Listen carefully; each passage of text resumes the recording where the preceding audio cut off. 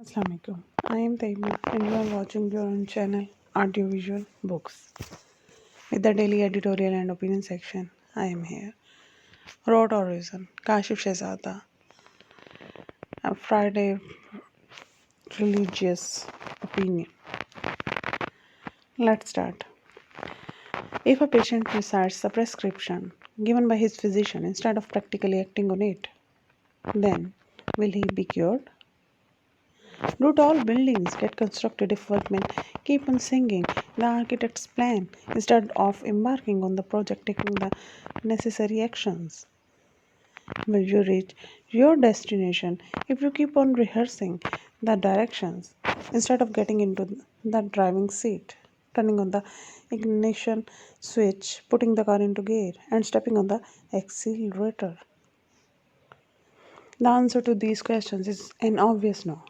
It is common sense that things do not get done if we keep on reading the instructions instead of acting on them.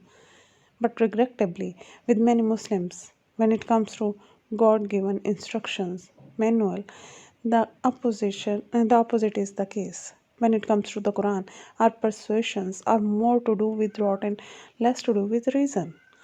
Take a look at the life of the common believer, and you will discover that he has a ceremonial attachment to the Quran since childhood. He is programmed to revere and respect the scripture, not to touch it without ablution, to keep it in cover of silk and brocade, and place it somewhere high above.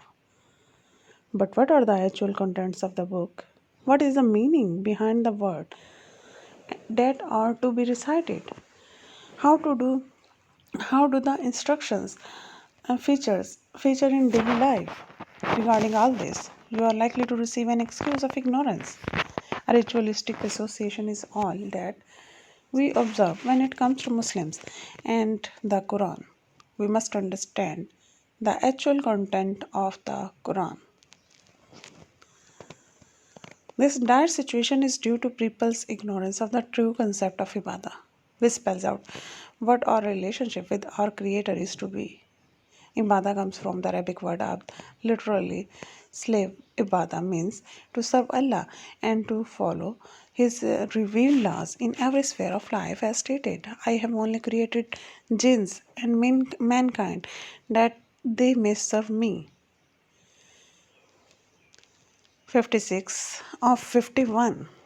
But as we are unaware, as we are unaware of the meaning and recite ceremoniously under the impression that a recital devoid of meaning somehow results in a blessing, we end up serving other masters than the one to whom subservience was truly due.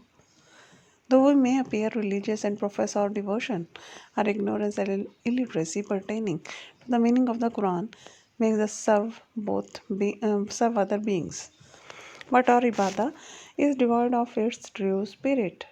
It is sad but true that a vast majority of us stand up for prayers very regularly but do not comprehend a single word of the instructions being recited during those prayers. Our prayers are thus mechanical and ritualistic, having little or no bearing on our character transformation. Approaching the 5 daily prayers in a state when the mind does not